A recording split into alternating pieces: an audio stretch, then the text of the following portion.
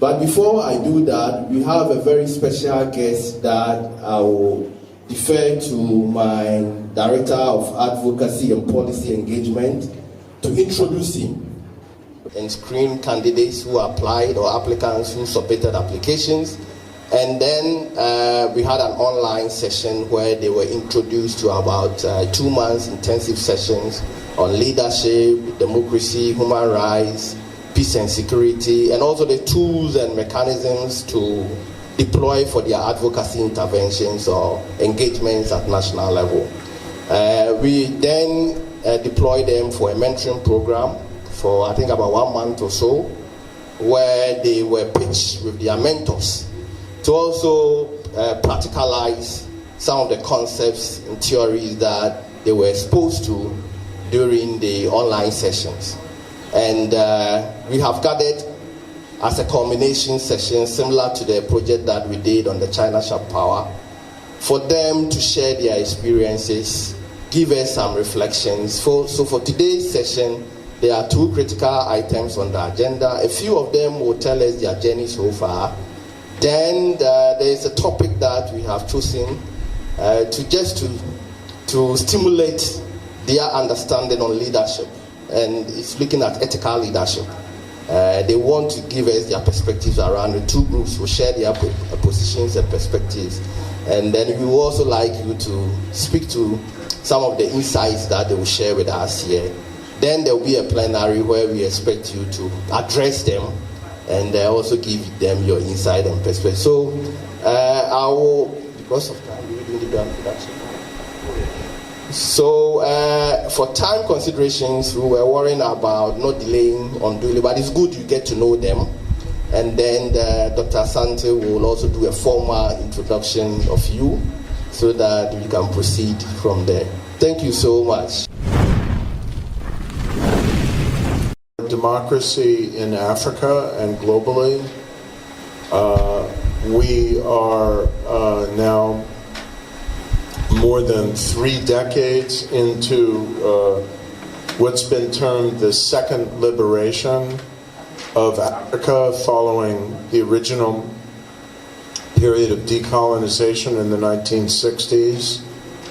And this has been a period that began with great hope with the National Conference in Benin and the liberation of Benin from decades of dictatorship and a transition to democracy there, and in South Africa with the end of apartheid, and then the re-democratization of Ghana, completing with the presidential election in 2000, and right around then the re-democratization of Nigeria with its liberation from a terrible military tyrant, Sani Abacha, and the return at least to civilian constitutional rule in 1999.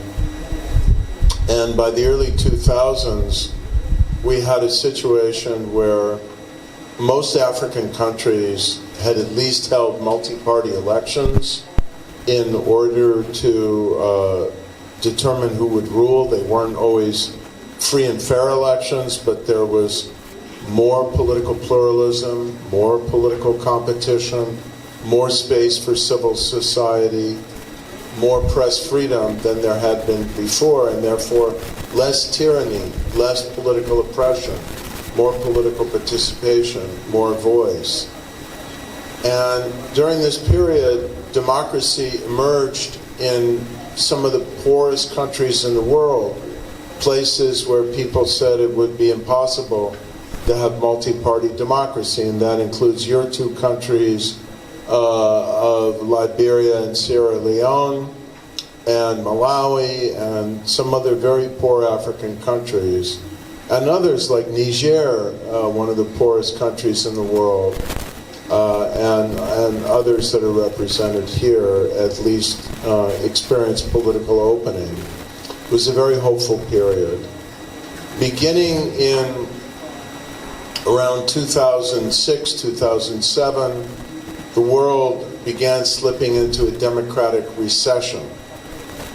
And political change began moving in the other direction. And we saw more and more leaders who didn't want to surrender power.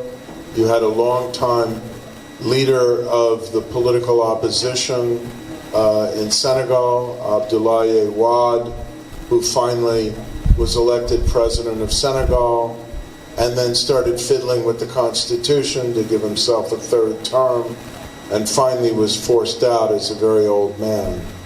And then the person who had challenged him, Macky Sall, came into office, and he was seen as a democratic breath of fresh air. There was alternation. And you know what happened? He decided he didn't want to leave office and almost succeeded in fiddling with the Constitution in Senegal. And the reason why you're going to observe a hopefully democratic and competitive election in Senegal that you're leaving for tomorrow is because he failed. He failed fairly narrowly. Two of you are coming from Nigeria. You weren't probably even alive at the time. You certainly weren't reading the news at the time, but I remember when someone who I had known for decades and who I campaigned for to try and save his life when he was in jail under General Abacha, President Obasanjo decided that, 2 terms weren't enough for him and tried to amend the Constitution to stay in office for a third term by, frankly, shamelessly bribing the National Assembly to try and get them to stay in amend the Constitution so he could stay for a third term. And again, fortunately, he narrowly failed. I have to say, as a scholar of democracy, that a 2-term limit is actually a very important instrument for defending democracy, because people get too comfortable in power. And one of the roads to tyranny is when individuals stay in power too long, indefinitely.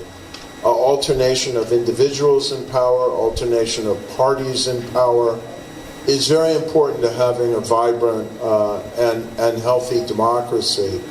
You may not get good governance, but at least you can limit the descent into tyranny. One of the reasons why we're in trouble now in terms of democracy in Africa, why there's been some erosion of support for it, why there's been a series of military coups in this region, why there's been a shocking and very worrisome decline in public support for democracy in South Africa, is because of poor governance. And there's a very strong relationship between the quality of governance, the ability of a state to deliver what people want in a neutral, fair, predictable, and honest fashion, and the legitimacy of the political system. This goes for all political systems, but most of all democracies, because democracy is a system of government of the people ruling that depends on public faith in the system and depends on belief on the part of the people, the society, that democracy is the best form of government. And one of the reasons why the Afrobarometer that is hosted here at CDD Ghana, the regular polling of public opinion in Africa, is such an important institution, because we have to know what people think. And when people lose faith in democracy or become very broadly dissatisfied with democracy and come to doubt that their elected politicians are serving the public interest, it's a warning sign that democracy may be in trouble. And a descent under General Sani Abacha into absolute predatory, frightening levels of tyranny. And we should have no illusions that there's any magic bullet to the reform of governance and the return to or the achievement of democracy and a rule of law. The military wasn't designed to rule. They're not equipped to rule. And if they ever come to rule, it will be absolute rule. And whenever you have military rule as absolute rule, with no freedom of the press, no freedom of organization, no freedom of dissent, the result is not going to be reform and good governance. Human nature is such that without scrutiny, without public voice by the media, without the independent operation of civil society, you're only going to get new and deeper forms of abuse of power and the public trust. Experiences within democracy in Africa, why do you still have hope in Africa, and why do you still do the things you do for Africa? Prof, for this insightful lecture with us. So this same issue of term limits came up during our sessions. That was specifically on the first day. And today you just added to what I told Richard when I was having that argument with him, that people tend to get too comfortable when they stay so long in power, in addition to you saying that that alternation in terms of term limits brings about vibrant democracy. So my question is, why are we focusing too much on the executive, leaving the legislative arm behind? Because in my country, for example, we've had like legislators who have been there for 20 years and don't want to leave. So why are we focusing only on the executive arm of government? Thank you. Comme vous l'avez dit, le pouvoir normalement n'appartient pas aux militaires, mais malheureusement ils viennent au pouvoir et, comme on le dit toujours, ils n'ont pas de mandat, ils restent tant qu'ils veulent, comme ils veulent. Mais je pense que ce sont les civils qui leur donnent l'opportunité de prendre le pouvoir dans la volonté de rester au pouvoir. C'est souvent un argument que les militaires ont. J'aimerais demander, pensez-vous que finalement il y aurait une solution à cela? Parce que par exemple dans mon pays, ça devient une répétition. On part d'une dictature de pouvoir militaire, on vient à un pouvoir civil qui ne veut pas partir, on revient à un coup d'État, ça devient une répétition, ça finit pas. Pensez-vous qu'il y a une solution pour que ça s'arrête? Moi, je viens du Togo. Alors, tout le temps, je dis que le Togo est un autre pays en Afrique de l'Ouest parce que depuis des années, on est entre griffes, si je peux le dire, sous une dynastie. Il n'y a pas de l'alternance. Moi, j'ai bien peur. J'ai bien peur avec tout ce qui se passe dans la sous-région avec les coups d'État. Quand manque d'alternance ou de limitation de mandat, que cela arrive à mon pays, le Togo. Alors, aussi, pensez-vous que la question de limitation de mandat va être possible en Afrique, surtout en Afrique de l'Ouest? Parce que toujours on parle de la majorité et qu'il y a des pays comme mon pays, le Togo, qui s'opposent à cette limitation de mandat. Et cela, on voit des conséquences probantes en Afrique de l'Ouest. Donc, pensez-vous que cela serait effectif un jour en Afrique de l'Ouest? Ça, c'est ma première question.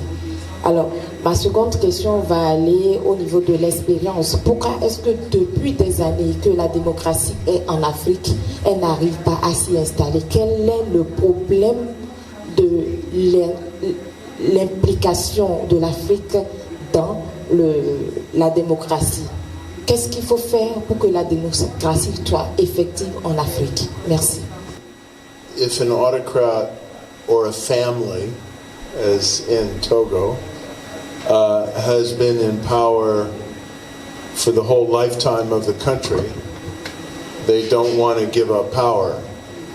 And they're not going to willingly give it up. And so, it's going to require a combination of international and domestic pressure to force them to give it up. And I think that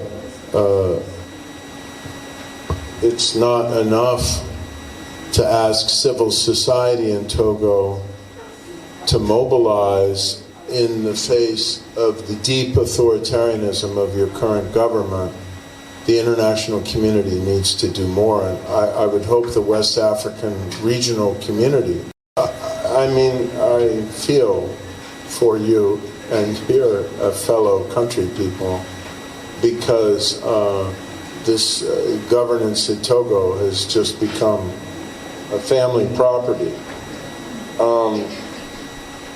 And so political change happens in a circumstance like that when there's a convergence of pressure from below and pressure from the outside. And look, there's a lot of complicity in this by the international community, which has just condoned what's happening. So I think your second question is, why doesn't democracy stay once it comes to Africa? Why isn't it sustainable? And, one of the things that's remarkable about the current period, I was asked why I'm optimistic, is there's been more sustainability than in any previous era. I don't think that the political system that Nigeria has today meets an adequate test of electoral democracy, but it is a system of civilian constitutional rule with multiple different parties ruling in different parts of the country, with some degree of press freedom. It's not a climate of terror. I mean, it's a lot better than it was. You don't want to settle for a low-level equilibrium of corrupt governance by the politicians of the country, but no one would have imagined in 1999 that a civilian multi-party constitutional system would have survived for 24 years given the previous history of Nigeria. And you could say the same thing about Kenya now as a multi-party system and a number of other countries. So the challenge is, how can you take any political system that's in place now and push it forward? Not just sustain what you have, but make it more democratic, more accountable, more responsive, and so on. I was just talking with your esteemed executive director here, Professor Prempe, and Ghana is not perfect now. It has some serious problems of constitutional structure and performance.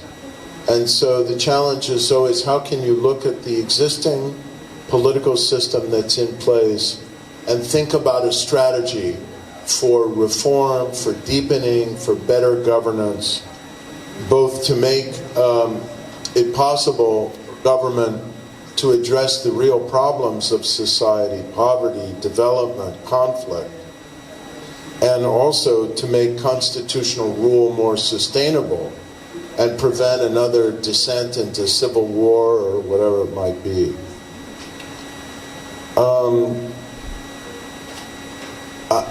I'm actually not sure I understood your question. I think it was about how to give civilians power in the face of autocratic government. And again, when you're living in an authoritarian situation,